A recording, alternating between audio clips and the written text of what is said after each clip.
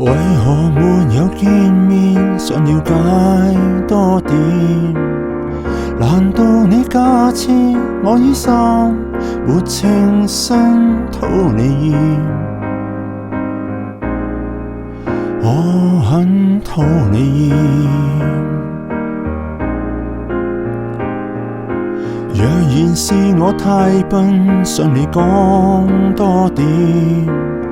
難道你假設說出口沒意思討你厭？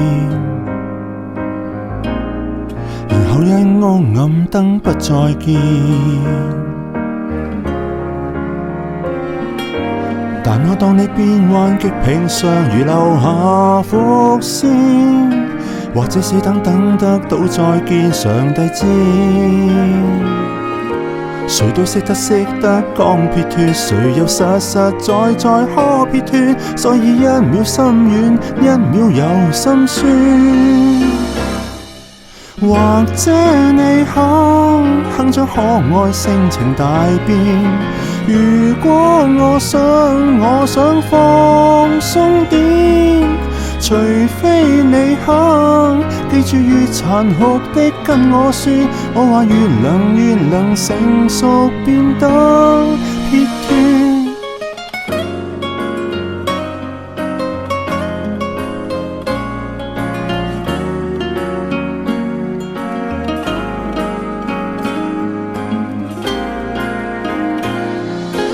若然可惜分手可以好一點，其實很諷刺，我心知煩你憎討你厭，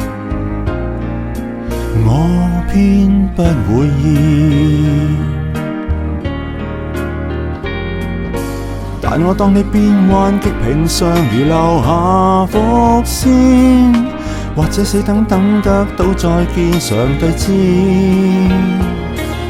誰都識得講撇脱，誰又實在可撇脱？所以一秒心軟，一秒又心酸。或者你肯將可愛性情大變。如果我想放鬆點，除非你肯記住越殘酷的跟我說，我話越能成熟變得撇脱。或者你肯迫使我性情大變。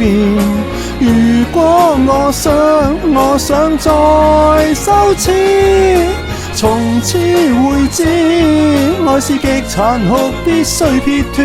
有花不等於結果，必要看穿。記得3年前我都開心過，現在無緣。